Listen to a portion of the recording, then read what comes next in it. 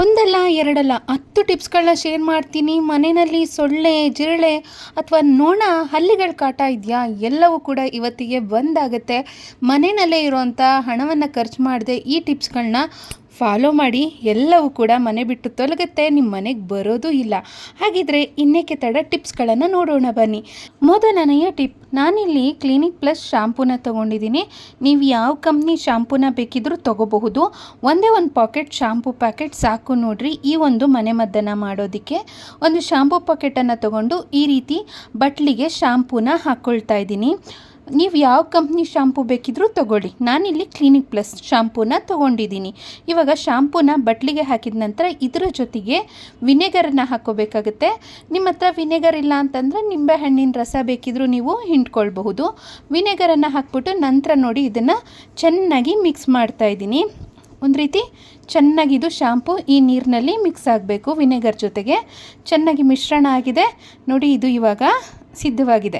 ಇವಾಗ ಇದರ ಜೊತೆಗೆ ಹತ್ತಿನ ಈ ರೀತಿ ಚಿಕ್ಕ ಚಿಕ್ಕ ಉಂಡೆಗಳನ್ನಾಗಿ ಮಾಡ್ಕೋಬೇಕಾಗುತ್ತೆ. ಈ ರೀತಿ ಹತ್ತಿನ ಇದರಲ್ಲಿ ಅದ್ದಿ ನೋಡಿ ಈ ರೀತಿ ತೆಗಿಬೇಕು.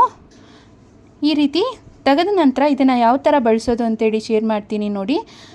ಇದನ್ನು ಗ್ಯಾಸ್ ಸ್ಟವ್ ಕೆಳಗಡೆ, ಸಾಮಾನ್ಯವಾಗಿ ಹಲ್ಲಿ, ಜಿರಳೆ ಎಲ್ಲ ಎಲ್ಲಿ ಓಡಾಡುತ್ತಿರುತ್ತೆ ನೋಡಿ, ಅಲ್ಲಿ ಇದನ್ನು ಇಡಬೇಕಾಗುತ್ತೆ. ಇದರ ಒಂದು ವಾಸನೆ ಅನ್ನೋದು ತುಂಬ ಸ್ಟ್ರಾಂಗ್ ಆಗಿರುತ್ತೆ. ಯಾವುದೇ ಕಾರಣಕ್ಕೂ ಹಲ್ಲಿ, ಜಿರಳೆ ಅನ್ನೋದು ಮನೆಗೆ ಬರೋದಿಲ್ಲ. ಮನೆಗೆ ಬಂದಿದ್ರೂ ಮನೆಯಲ್ಲಿ ಇರೋದಿಲ್ಲ. ಉಳಿದಿರೋಂಥ ಲಿಕ್ವಿಡನ್ನು ಈ ರೀತಿ ಸ್ಪ್ರೇ ಬಾಟಲ್ಗೆ ಹಾಕ್ಕೊಂಡು ನೋಡಿ ಇದನ್ನು ನಾವು ಸ್ಪ್ರೇ ಮಾಡ್ಕೋಬೇಕಾಗತ್ತೆ. ಎಲ್ಲೆಲ್ಲಿ ನಿಮಗೆ ಹಲ್ಲಿ, ಜಿರಳೆಗಳ ಕಾಟ ಹೆಚ್ಚಾಗಿದೆ ಅಂತ ಅನಿಸುತ್ತೆ ನೋಡಿ, ಆ ಜಾಗದಲ್ಲಿ ಈ ರೀತಿ ಸ್ಪ್ರೇ ಮಾಡಿ. ಬೇಕಿದ್ರೆ ನೀವು ಕೌಂಟರ್ ಟಾಪ್ ಕಿಚನಲ್ಲೆಲ್ಲ ಈ ಸ್ಪ್ರೇನ ಮಾಡಿ ಬಟ್ಟೆ ತೊಗೊಂಡು ಒರೆಸ್ಕೊಳ್ಬಹುದು. ಕ್ಲೀನ್ ಕೂಡ ಆಗುತ್ತೆ ಮತ್ತು ಅಲ್ಲಿ ಜಿರಳೆಗಳ ಕಾಟ ಕೂಡ ಇರೋದಿಲ್ಲ. ಎರಡನೆಯ ಟಿಪ್, ಮುಂದಿನ ಟಿಪ್ ಯಾವುದು ಅಂತಂದರೆ ಇದು ಸಿಂಪಲ್ ನೋಡಿ. ಟೈಮ್ ಇಲ್ಲ ಅಂತಂದರೂ ಕೂಡ ನೀವು ಪಟ ಅಂತೇಳಿ ಈ ಎಲ್ಲ ಟಿಪ್ಸ್ಗಳನ್ನು ಫಾಲೋ ಮಾಡಿಕೊಂಡು ಹಲ್ಲಿ, ಜಿರಳೆ ಈ ಎಲ್ಲದಕ್ಕೂ ಕೂಡ ನೀವು ಪರಿಹಾರವನ್ನು ಕಂಡುಕೊಳ್ಬಹುದು. ನಾನಿಲ್ಲಿ ನೀಲಗಿರಿ ತೈಲವನ್ನು ತೊಗೊಂಡಿದ್ದೀನಿ. ಇದ್ರ ವಾಸನೆ ಅನ್ನೋದು ತುಂಬಾ ಸ್ಟ್ರಾಂಗ್ ಆಗಿರುತ್ತೆ. ನೀಲಗಿರಿ ತೈಲ ತೊಗೊಂಡು ಅದನ್ನು ಈ ರೀತಿ ಚಿಕ್ಕ ಚಿಕ್ಕದಾಗಿ ಹತ್ತಿನ ತೊಗೊಂಡು ನೀಲಗಿರಿ ತೈಲದಲ್ಲಿ ಈ ರೀತಿ ಹತ್ಕೋಬೇಕಾಗತ್ತೆ. ಸ್ವಲ್ಪ ಒದ್ದೆ ಮಾಡ್ಕೋಬೇಕಾಗತ್ತೆ. 2 ಕಾಟನ್ ಬಾಲ್ಗಳನ್ನು ಕೂಡ ನಾನಿವಾಗ ಈ ಒಂದು ತೈಲದಲ್ಲಿ ನೋಡಿ ಈ ರೀತಿ ಡಿಪ್ ಮಾಡ್ಕೊಂಡಿದ್ದೀನಿ. ಇದು ತುಂಬ ಸ್ಟ್ರಾಂಗ್ ಆಗಿರುತ್ತೆ. ಒಂಚೂರು ಹತ್ಕೊಂಡ್ರೆ ಸಾಕಾಗುತ್ತೆ. ಇದನ್ನು ಯಾವ ಥರ ಬಳಸೋದು ಅಂತಂದರೆ, ಇವಾಗ ನೀವು ಕಿಚನ್ನಲ್ಲಾಗಲಿ ಅಥವಾ ಎಲ್ಲಿ ಕಬೋರ್ಡ್ಗಳಲ್ಲಿ ಬಟ್ಟೆನೆಲ್ಲ ಇಟ್ಟಿರ್ತೀವಿ, ಅಲ್ಲೆಲ್ಲ ಜಿರಳೆಗಳ ಒಂದು ಕಾಟ ಇದೆ ಅಂತಂದರೆ ನೀವು ಇದನ್ನು ಇಟ್ಬಿಡಿ. ಅಲ್ಲಿ ಜಿರಳೆ ಯಾವುದೇ ಕಾರಣಕ್ಕೂ ಅಲ್ಲಿ ಇರೋದಿಲ್ಲ. ಮುಂದಿನ ಟಿಪ್, 3ನೇ ಟಿಪ್, ಅದಕ್ಕೂ ಕೂಡ ಟೈಮ್ ಇಲ್ವಾ ನೋಡಿ, ಹಲ್ಲಿಗಳ ಕಾಟಕ್ಕೆ ಇದೊಂದು ಒಳ್ಳೆ ಮನೆಮದ್ದಾಗಿ ಕೆಲಸ ಮಾಡುತ್ತೆ. ಡೆಟಾಲ್ ಬರುತ್ತಲ್ವ, ಆ ಡೆಟಾಲನ್ನು ನೀವು ಈ ರೀತಿ ಕಾಟನ್ ಬಾಲ್ಗಳಿಗೆ ಹಾಕೋಬೇಕಾಗುತ್ತೆ. ಇದರ ಒಂದು ಸ್ಟ್ರಾಂಗ್ ವಾಸನೆಗೆ ಯಾವುದೇ ಕಾರಣಕ್ಕೂ ಹಲ್ಲಿಗಳು ಮನೆಯಲ್ಲಿ ಇರೋದಕ್ಕೆ ಸಾಧ್ಯನೇ ಇಲ್ಲ. ಈ ರೀತಿ ಬಾಲ್ಗಳನ್ನ ಸಿದ್ಧ ಮಾಡಿಕೊಂಡು ಇದನ್ನು ನೀವು ಹಲ್ಲಿ, ಜಿರಳೆ ಎಲ್ಲ ಹೆಚ್ಚಾಗಿ ಎಲ್ಲಿ ಓಡಾಡುತ್ತೆ ನೋಡಿ, ಆ ಜಾಗದಲ್ಲಿ ಇಟ್ಬಿಡಿ. ಹಲ್ಲಿ ಅಂತೂ ಮನೆ ಬಿಟ್ಟು ಓಡಿಬಿಡುತ್ತೆ. ಅಷ್ಟು ಚೆನ್ನಾಗಿ ಇದು ರಿಸಲ್ಟ್ ಅನ್ನೋದನ್ನು ಕೊಡುತ್ತೆ. 4ನೆಯ ಟಿಪ್, ನಾನಿಲ್ಲಿ ಒಂದು ಸಾಂಬ್ರಾಣಿ ಅಂದರೆ ಧೂಪದ ಬತ್ತಿನ ತೊಗೊಂಡಿದ್ದೀನಿ. ಅದನ್ನು ಕುಟ್ಟಿ ಪುಡಿ ಮಾಡ್ಕೊಂಡಿದ್ದೀನಿ. ಒಂದು ಕರ್ಪೂರನ ತೊಗೊಂಡಿದ್ದೀನಿ. ಅದನ್ನು ಕೂಡ ಈ ರೀತಿ ಕುಟ್ಟಿ ಪುಡಿ ಮಾಡ್ಕೊಳ್ತಾ ಇದ್ದೀನಿ ನೋಡಿ. ಇದೆರಡನ್ನು ಕೂಡ ಪುಡಿ ಮಾಡ್ಕೊಂಡು ಇದಾಗಿದೆ. ಇದ್ರ ಜೊತೆಗೆ ಸ್ವಲ್ಪ ಹಿಟ್ಟನ್ನು ಹಾಕ್ಕೊಳ್ತಾ ಇದ್ದೀನಿ. ಅಕ್ಕಿ ಹಿಟ್ಟನ್ನಾದರೂ ಹಾಕ್ಕೋಬೋದು ಅಥವಾ ಗೋಧಿ ಹಿಟ್ಟನ್ನಾದರೂ ಹಾಕ್ಕೊಳ್ಬಹುದು. ಈ ರೀತಿ ಹಿಟ್ಟನ್ನು ಹಾಕಿ ನೋಡಿ ಇದನ್ನು ಚೆನ್ನಾಗಿ ಮಿಶ್ರಣ ಮಾಡ್ಕೊಳ್ಬೇಕಾಗತ್ತೆ. ನಂತರ ಇದಕ್ಕೆ ಸ್ವಲ್ಪ ನೀರನ್ನು ಹಾಕಿ ಇದನ್ನು ಈ ರೀತಿ ಕಲಿಸ್ಕೋಬೇಕಾಗತ್ತೆ ನೋಡಿ. ಈ ರೀತಿ ಉಂಡೆಗಳನ್ನಾಗಿ ಕಟ್ಕೋಬೇಕಾಗತ್ತೆ. ಈ ಥರ ಉಂಡೆಗಳನ್ನಾಗಿ ಮಾಡ್ಕೋಬೇಕು. ಮತ್ತು ಇದ್ರ ಜೊತೆಗೆ ನಾನು ಇನ್ನೂ ಒಂದು ಪದಾರ್ಥವನ್ನು ಹಾಕಿದ್ದೀನಿ.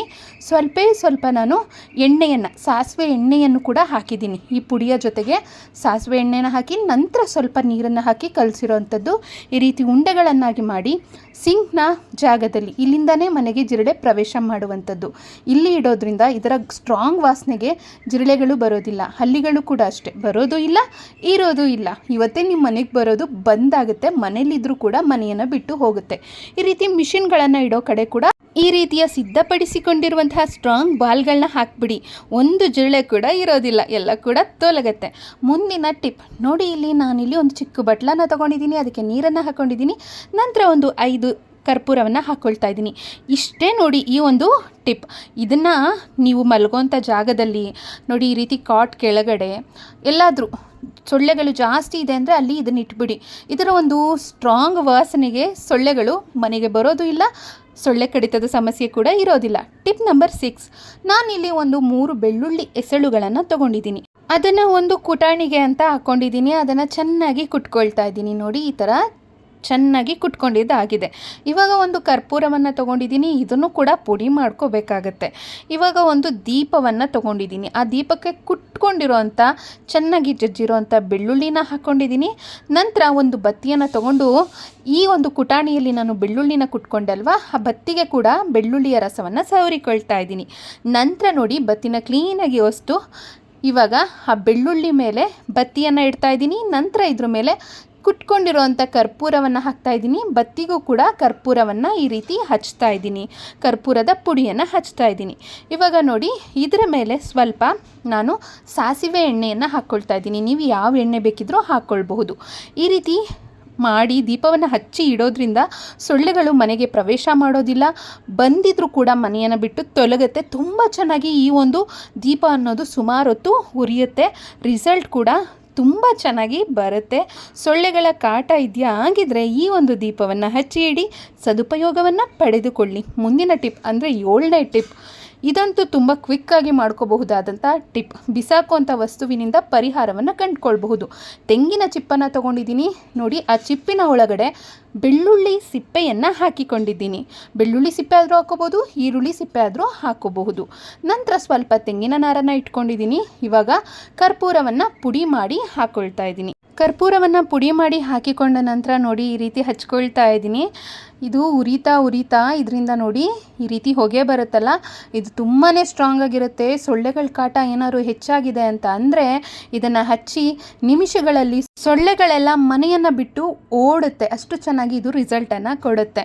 ಮತ್ತು ಚಿಪ್ಪೆಲ್ಲ ಹತ್ಕೊಳ್ಳೋದಿಲ್ವಾ ಅಂತ ಕೇಳ್ಬೋದು. ಖಂಡಿತ ಹತ್ಕೊಳ್ಳೋದಿಲ್ಲ. ಇದರಲ್ಲಿ ಏನಿದೆ ಅದು ಮಾತ್ರ ಉರಿದು ನಂತರ ಅದರಿಂದ ಒಂದೊಳ್ಳೆ ಹೊಗೆ ಅನ್ನೋದು ಬಂದು ಇದು ತಂತಾನಾಗೆ ಆರುತ್ತೆ. ತುಂಬ ಸೂಪರ್ ರಿಸಲ್ಟ್ ಕೊಡುತ್ತೆ. ಕ್ವಿಕ್ಕಾಗಿ ಪಟ ಅಂತೇಳಿ ಬಿಸಾಕುವಂಥ ವಸ್ತುವಿನಿಂದ ಈ ರೀತಿ ಮಾಡಿ ಸೊಳ್ಳೆಗಳನ್ನೆಲ್ಲ ಮನೆಯನ್ನು ಬಿಟ್ಟು ಓಡಿಸಬಹುದು.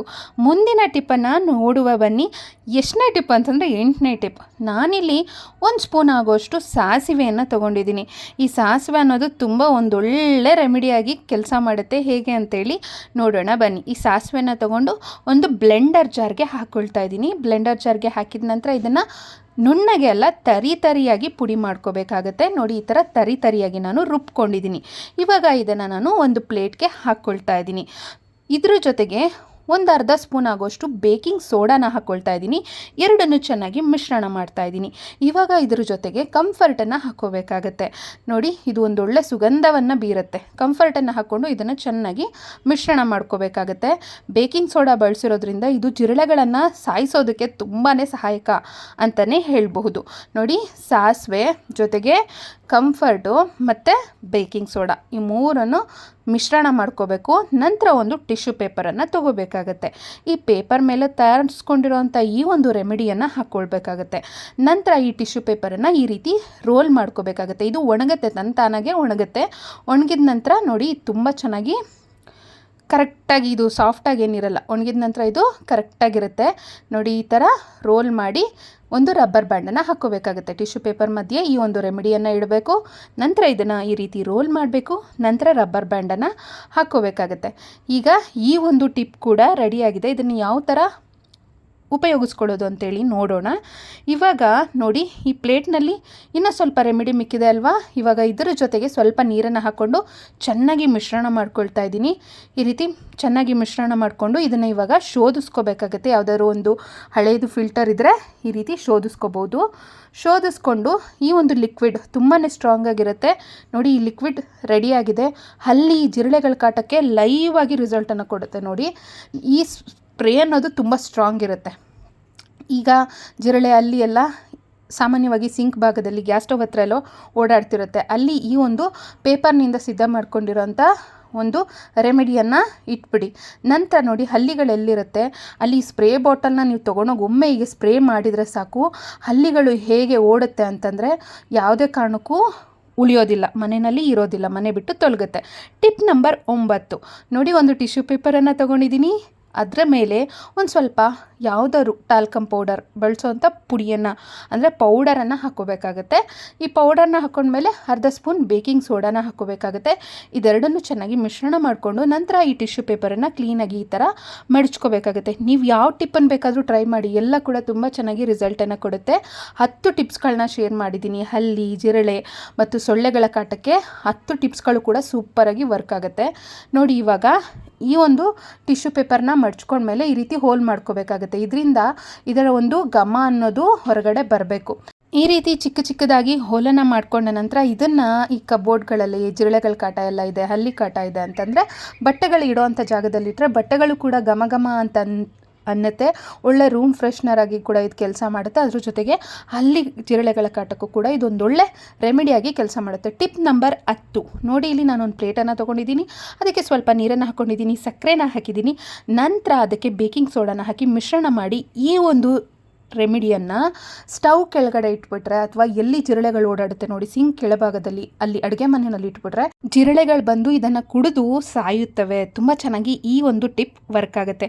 ಸ್ನೇಹಿತರೆ, ಇವತ್ತಿನ ವಿಡಿಯೋದಲ್ಲಿ ಶೇರ್ ಮಾಡಿರೋಂಥ ಟಿಪ್ಸ್ಗಳಲ್ಲಿ ನಿಮಗೆ ಯಾವ ಟಿಪ್ ಇಷ್ಟ ಆಯಿತು ಅಂತೇಳಿ ಲೈಕ್ ಕೊಟ್ಟು ಕಮೆಂಟ್ ಮೂಲಕ ಬರೆದು ತಿಳಿಸಿ. ಮುಂದಿನ ವಿಡಿಯೋದಲ್ಲಿ ಇನ್ನಷ್ಟು ಟಿಪ್ಸ್ಗಳನ್ನು ಹೊತ್ತು ತರುತ್ತೇನೆ. ಧನ್ಯವಾದಗಳು.